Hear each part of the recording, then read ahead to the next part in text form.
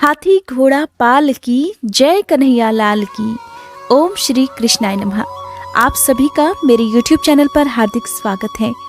आज एक बार फिर से मैं आपको सुनाने वाली हूँ भगवान कृष्ण की कहानी। आज की कहानी में मैं आपको बताऊंगी कि किस तरह से भगवान अपने भक्तों का अभिमान चूर चूर कर देते हैं। वो चाहते हैं उनके भक्त उनसे सच्ची श्रद्धा रखें, विश्वास रखें, लेकिन कभी भी अभिमान ना करें, कभी गर्व ना करें।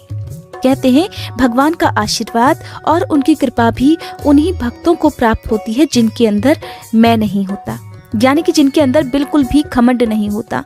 और जो भक्त भगवान कृष्ण को प्रिय होते हैं, अगर उन भक्तों के अंदर जरा भी अभिमान आ जाए तो वो उनका अभिमान चूर चूर करने में एक पल की भी देर नहीं लगाते। हम जब भी भगवान कृष्ण का ध्यान करते हैं या उनका नाम लेते हैं तो एक छवि हमारी आंखों के सामने उपस्थित हो जाती है। उस छवि में भगवान कृष्ण के साथ दिखाई देते हैं उनके सिर पर मोर मुकुट, उनके हाथों में कभी बांसुरी दिखाई देती है तो कभी पंचजन्य शंख, तो कभी उनकी उंगली पर सुदर्शन चक्र भी हमें दिखाई देता है। तो आज की कहानी में मैं आपको सुनाऊंगी सुदर्शन चक्र के अभिमान की कहानी, जिसमें कहा जाता है जब एक बार उनके सुदर्शन चक्र को अभिमान हो गया था, अपनी ताकत पर गर्व हो गया था, तो कैसे भगवान कृष्ण ने उनके घमंड को तोड़ डाला। तो आइए सुनते हैं आज की कहानी।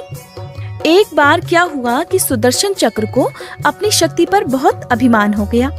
भगवान कृष्ण ने उनके अभिमान को दूर करने के लिए बजरंगबली की सहायता ली थी। कहते हैं सुदर्शन चक्र को यह अभिमान हो गया था कि उसने इंद्र के वज्र को भी निष्क्रिय कर दिया था और वो लोकालोक के अंधकार को दूर कर सकता है। और यहाँ तक कि भगवान कृष्ण भी आखिरकार उसकी ही सहायता लेते हैं। श्री कृष्ण को भगवान श्री हरि का रूप ही माना जाता है। चाहे सुदर्शन चक्र भगवान श्री हरि धारण करें या भगवान कृष्ण, उन्होंने अपने अनेक रूपों में बड़े बड़े राक्षसों का वध सुदर्शन चक्र की सहायता से ही किया है। अब भगवान तो सदा अपने भक्तों का कल्याण चाहते हैं, इसलिए जब उन्हें इस बात का एहसास हुआ कि उनके सुदर्शन चक्र को अभिमान हो गया है, तब उन्होंने तुरंत बजरंगबली का ध्यान किया और इस प्रकार स्मरण करते ही तुरंत बजरंगबली भी द्वारिका में आ गए। वो जान गए कि श्री कृष्ण ने उन्हें क्यों बुलाया है। अब बजरंगबली हैं तो अंतर्यामी भी होंगे ही, जान गए कि आखिरकार क्या कारण है। चाहे भगवान कृष्ण हो या भगवान श्री राम, आखिरकार दोनों एक ही हैं। अब बजरंगबली ये बात भी जानते थे, इसीलिए सीधे राज दरबार में भगवान कृष्ण के पास नहीं गए और कुछ नया करने के लिए, कुछ कौतुक दिखाने के लिए वो बगीचे में चले गए।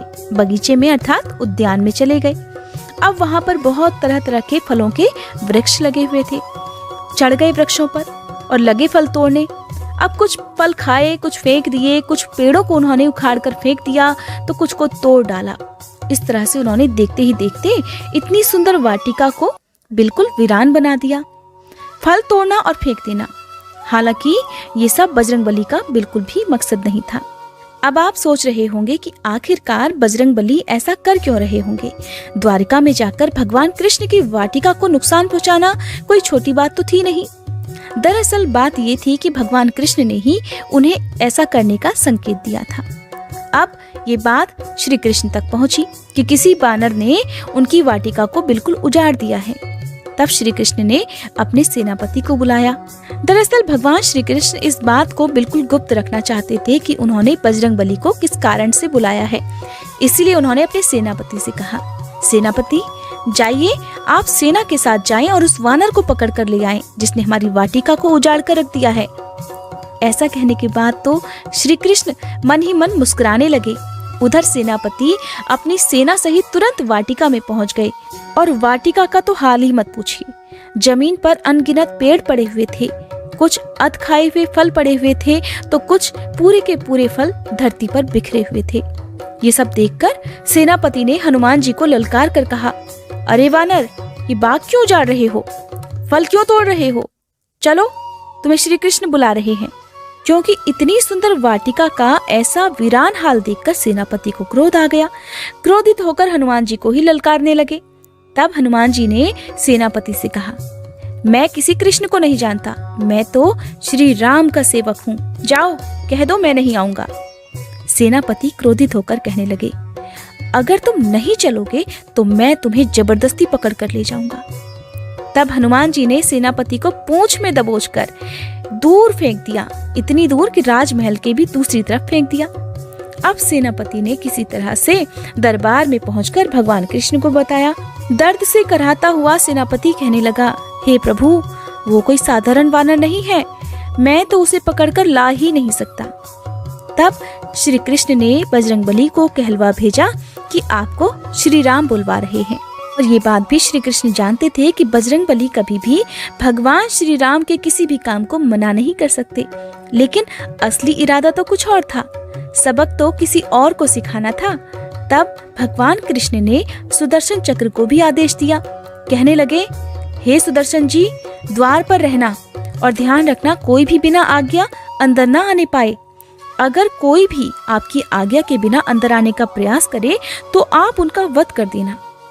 भगवान श्री राम ये समझते थे कि श्री राम का संदेश सुनकर हनुमान जी एक पल भी नहीं रुक पाएंगे और तुरंत दरबार के अंदर आ ही जाएंगे। ठीक वैसा ही हुआ। जैसे ही बजरंगबली को ये संदेश मिला कि उन्हें श्री राम पुकार रहे हैं, तो बस क्या था, बजरंगबली तुरंत उछलते कूदते दरबार पर पहुंच गए। अब जैसे ही दरबार पर पहुंचे तो सुदर्शन, जो कि द्वार पर खड़े हुए थे, उन्होंने बजरंगबली को रोक लिया। कहने लगे, बिना आज्ञा आप अंदर नहीं जा सकते।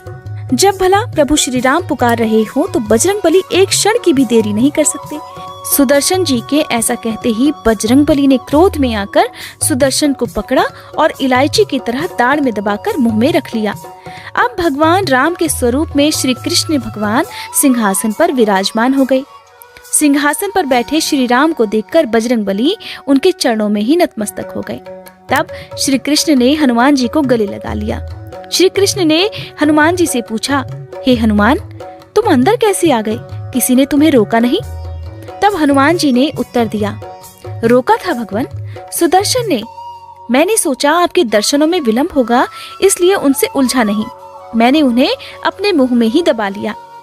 ऐसा कहकर हनुमान जी ने अपने मुंह से सुदर्शन चक्र को निकालकर प्रभु के चरणों में ही डाल दिया। अब सुदर्शन चक्र का घमंड चूर चूर हो चुका था। श्री कृष्ण यही तो चाहते थे। तब श्री कृष्ण ने हनुमान जी को अपने गले से लगा लिया। हृदय से हृदय की बात हुई और श्री कृष्ण ने हनुमान जी को वहीं से विदा कर दिया। सुदर्शन जी भी भली भांति जान चुके थे कि उनके अंदर जो इतनी शक्ति, इतनी ताकत है, वो किस कारण से है। कहते हैं, भगवान अपने भक्तों में और सबसे ज्यादा प्रिय भक्तों में कभी भी अभिमान नहीं रहने देते। अगर भगवान कृष्ण ने हनुमान जी की सहायता से सुदर्शन चक्र का घमंड दूर ना किया होता तो सुदर्शन जी भला भगवान के निकट रह सकते थे? कभी नहीं रह सकते।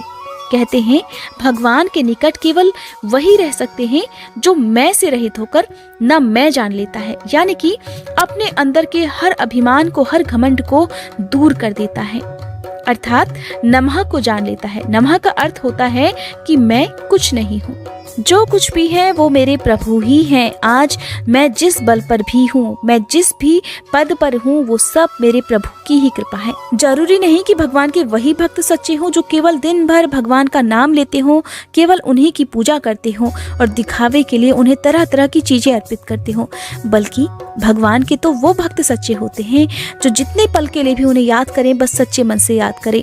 और जब उन्हें याद करें तो उनके अंदर जरा भी गर्व ना हो।